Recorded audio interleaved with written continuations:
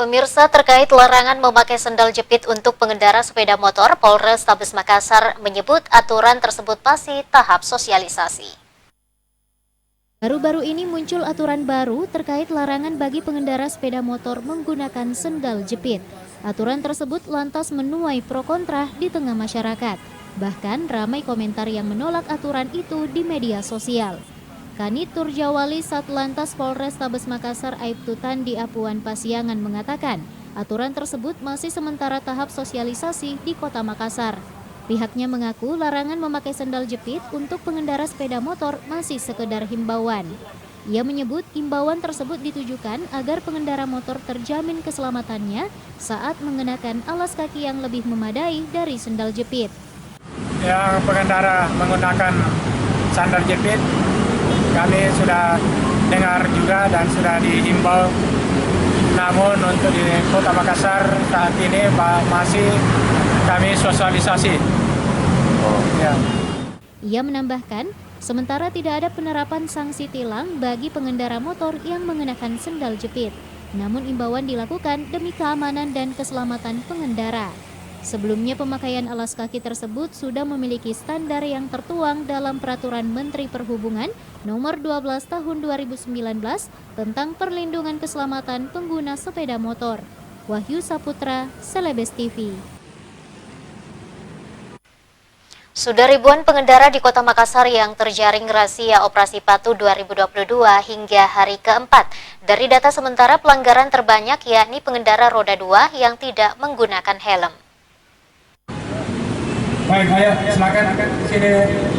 Yang sudah kasih nanti di atas supaya kelihatan tulisannya. Operasi Patuh 2022 digelar serentak di seluruh Indonesia selama 2 pekan yang dimulai sejak Senin kemarin.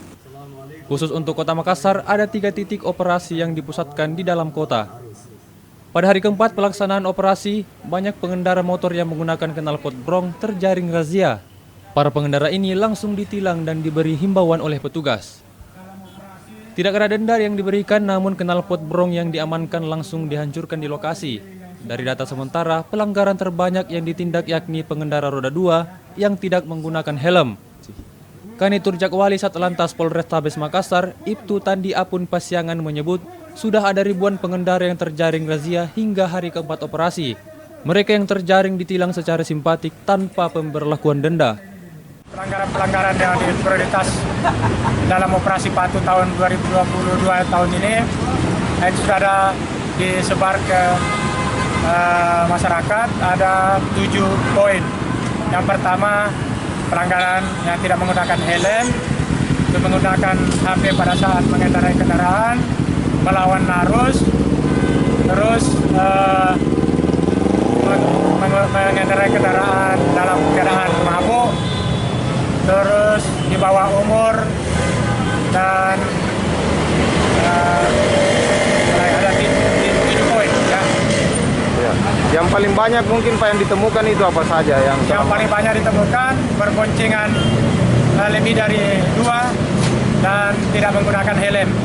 Lanjut dengan tidak menggunakan safety belt dan melawan arus.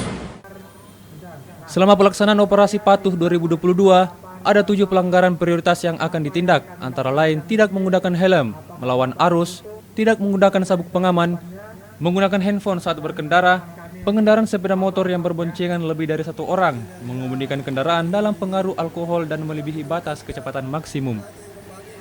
Bagi Anda yang ingin beraktivitas keluar rumah menggunakan kendaraan pribadi, sebaiknya melengkapi lebih dulu surat-surat kendaraan dan identitas Anda, serta memperhatikan beberapa poin Operasi Patuh 2022 agar tidak terjaring razia.